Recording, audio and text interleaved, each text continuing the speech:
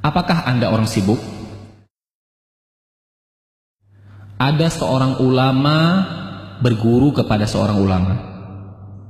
Selang beberapa saat, dia ingin melanjutkan belajar ke guru lain, dan sang gurunya berpesan,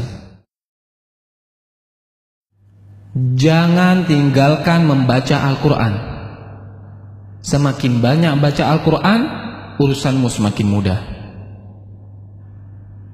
Dan muridnya pun melakukan. Dia membaca Al-Quran 3 juz per hari. Sampai dengan 10 juz per hari. Dan urusannya pun semakin mudah. Allah yang mengurus semua urusannya. Waktu pun semakin berkah. Kemudian, apa yang dimaksud dengan berkahnya waktu? Bisa melakukan banyak hal dalam waktu sedikit, itulah berkah Al-Quran. Al-Quran membuat kita mudah mengefektifkan manajemen waktu. Bukan waktu yang mengatur kita, akan tetapi kita yang mengatur waktu. Padahal teorinya, orang yang membaca Al-Quran menghabiskan banyak waktu, mengurangi jatah kegiatan lain.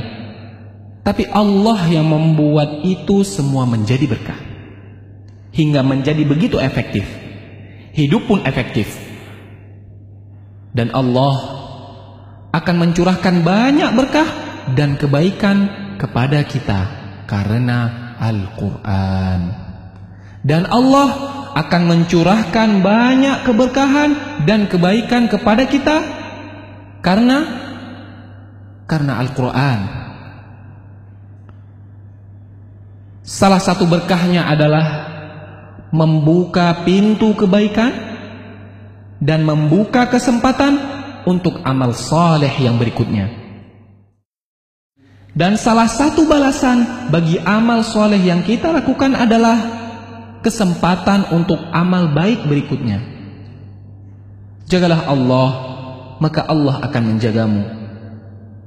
Dan sebaliknya, waktu yang selalu sibuk sehingga hanya habis untuk urusan dunia yang terserah, bisa jadi itu adalah tandanya ada yang salah di dalam hidup kita.